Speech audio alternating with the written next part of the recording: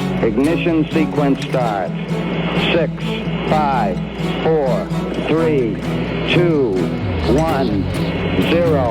Liftoff. We have a liftoff.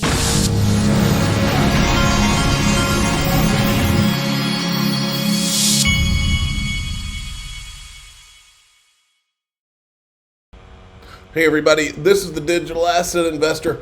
And I wanted to show you this. This is a little clip, the end of gold versus Bitcoin debate. Then I'm going to poke some holes in his whole thing. 30 seconds of his time to you. This is Eric Voorhees of, what's his company called? Anyway, it's like one of those exchanges. Okay. First of all, a world in which gold was the money again would be a superior world to the status quo. I'll grant that. My primary concern is that the world has money that is derived out of market processes rather than out of coercive centralization of the state. The latter is extremely an un-American and dangerous plague that has existed now since at least 1971, when the dollar became a fiat currency. Anything that moves the world away from centralized control of money to market-based control of money is something that I would be in favor of. Peter, I will praise you if you can get the world to accept gold again as a form of normal money. That would be great. There are some other of us who don't wish to wait around for that, and we actually think a decentralized form of money that you can send in a digital world has value. And back in 2011, 2012, 2013, when we had our first debate, I understand that like the burden of proof was on us.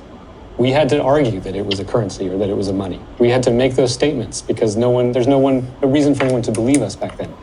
It's 2024, and this is a $1.2 trillion asset, one of the most liquid assets in the world, one of the top 10 assets in the entire world by market cap. I don't need to keep making the case that Bitcoin is something. The world believes it's something. You can see why if you ever go try to send a transaction internationally with a bank and you do it with Bitcoin on your phone, anyone who's done those two things will see the value immediately. And I don't have to defend it much, right? It's just growing and it's an option. There's no Bitcoiner that would force either of you to ever use it. And if you want to stay in the traditional financial system, go down with the Titanic, go for it. Many of us are choosing an alternative. I'm on the Voorhees life raft, just so you know. Okay. Here's one problem in his argument is if you ever get a gold-backed, country-sponsored gold-backed stablecoin or regulatory approved gold-backed stablecoin, it's game over.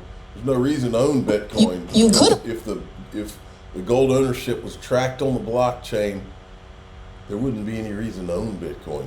You could argue that the original stablecoin was the Bretton Woods Agreement. Go with me here. The dollar was pegged to a fixed value of gold, and other currencies were pegged to the dollar. The primary difference between the Bretton Woods Agreement and the proposed stablecoin being their underlying assets that they derive their value from. Gold being a true store of value, whereas the US dollar is obviously not. It's at the mercy of government spending and geopolitical risk. Hence the reason that we've lost over 25% of our purchasing power in the last 5 years. The other thing we can learn from this is how the Bretton Woods Agreement ended. Gold convertibility was suspended. I have directed Secretary Connolly to suspend temporarily the convertibility of the dollar into gold or other reserves. So the United States was able to keep what gold it had, whereas the rest of the world was stuck with US dollars that really had no value. There was a perceived value because everyone kind of had to keep using them, but they were stuck in a system that chipped away at their purchasing power. Of course, the true wealth in this example was gold. And if all of these countries had held tremendous amounts of gold to begin with instead of USD, they would have protected their wealth instead of being left with a made-up currency. And this exact scenario is why everyone needs to own physical gold today. I mean,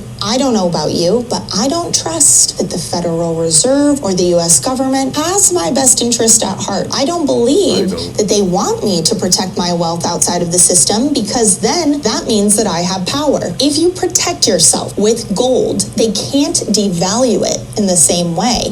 They can't quietly confiscate it through taxes and inflation. Okay, Very good points. Now, this is something that just has confused me since this guy even popped up, this Justin Sun guy. He's now saying that there's going to be several celebrity candidates who will be issuing tokens on the Tron network. Have these celebrities not learned anything? Who in their right mind would issue tokens on anything right now? Count. Tron's celebrity season will be even grander than the Met Gala. Tell me about this. What are we talking about here? Yes. First of all, I think for the name. And the other thing is, why is this goes? There's several of these guys. Why is Justin Sun, Jed McCaleb, all these people that seem untouchable? They're allowed to issue these tokens at will. Nobody goes after them. And now he's lining up celebrities to issue more tokens and promote the tokens. And those are, if we've learned anything, those are securities. You can't do that. It's still confidential, but I can guarantee you is we have already have like several like candidates. I think they will be issuing tokens on Tron network. So okay. I think which is fantastic, and I think after it launch, it's definitely get more attraction and more people are gonna be on Tron network. Interesting. All right, so you're not dropping any names just yet, but you're saying that we Yes. could see some pretty significant ones going forward. All right. Yeah, so they can open themselves up to a lawsuit? What in the world's going on? Now check this out. Elon Musk.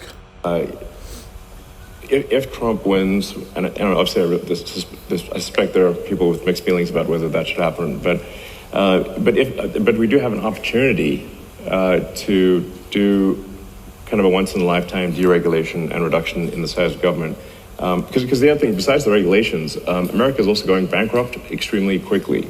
And everyone seems to be sort of whistling past the graveyard on this one. But they're all grabbing the silverware. Everyone's stuffing their pockets in the silverware before this Titanic sinks. Look at our Congress people.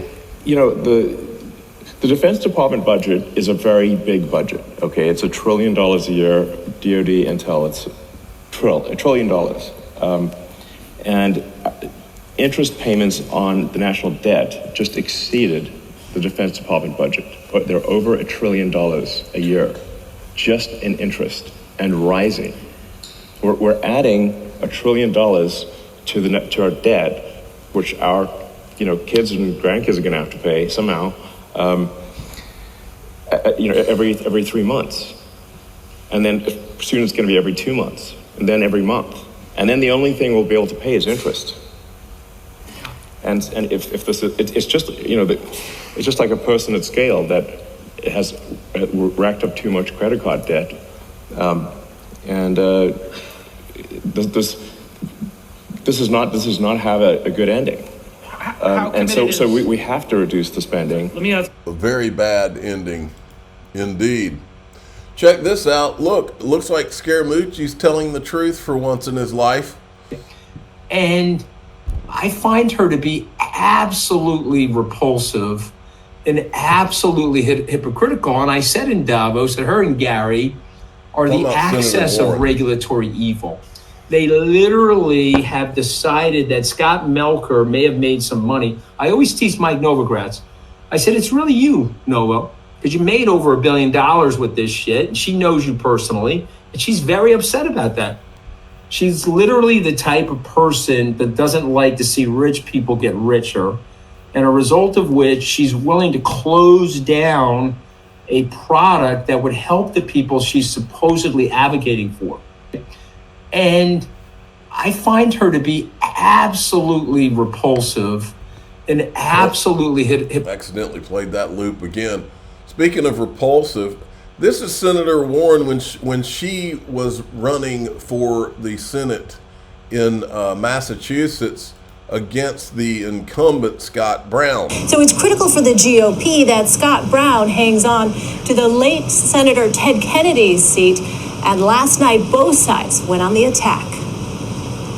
The debate started off on a polite note. I think that Senator Brown is a nice guy. Yeah, you're a nice woman too. But Republican Senator Scott Brown and his Democratic challenger Elizabeth Warren quickly came out swinging. If you want someone who's going to spend your tax dollars, give it to Professor Warren, she'll spend them. He would let taxes go up for 98% of families in order to protect tax breaks for the top 2%. I wouldn't do that. Warren, a Harvard professor who's running in her first election, repeatedly sought to tie her campaign to President Obama, who's expected to win the state handily. I'm still working to have President Obama. Okay, so there she is, Scott Brown, who was the incumbent. I believe he did 3 or 4 debates against her. And I said here, people don't realize how bad the corruption has gotten. You know, used to all candidates debated and the media held them accountable to do so. Now it's different. Now the candidates hide in their basement like Biden did. They avoid questions where they don't even do interviews like Kamala Harris is doing. And they have willing accomplices in the press and media that cover for them. And now Senator Warren is trying to run the clock out and not agree to debating John Deaton because she knows she can't defend her resume against John Deaton, and she's allowed the illegal immigration and all the other stuff. But this is an article, so I thought it appropriate to find an article where back when she was where John Deaton is, and she was challenging Scott Brown to a debate, and Scott Brown was not a coward about it. And she even says here when she's challenging him, unless she wants to debate him, unless he really doesn't want to talk about his record siding with Wall Street, big corporations, and millionaires. Well, what does she not want to talk about? And then Elon Musk nails it right here. The publicly stated goal by almost all leaders of the Democratic Party is to legalize the 15 million illegal immigrants as soon as possible, as well as bring in 10 million more. That would immediately make all swing states deep blue, just like happened in California with the 1986 amnesty, turning America into a permanent one-party state. This is the last real election if Trump loses. That's what everybody listening to my voice needs to understand. This is not Democrat versus Republican. This is good versus evil. And the evil is the people that are in power, because this is what they're trying to do, and they're doing it right in your face. And they don't care how letting these 15 million illegal immigrants into and dropping them in your town, they don't care how that affects you and your family. You and your American family, they don't care. They just want to get reelected. These people are trash, and the trash needs to be taken out. Now, speaking of trash, in DAIXRP.com, in fact, DAIXRP.com exists for the reason that I'm going to show you in DAIXRP.com today. These people are trash, and they are liars, and they are trying everything that you can even imagine to take this election from the guy who will win it in a landslide without all the cheating. Landslide. And I'm going to show you just one part of their evil. I'm the digital asset investor. I'm not an investment advisor. This is for entertainment purposes only. Please subscribe, hit the like button, tell your friends and family, away we go.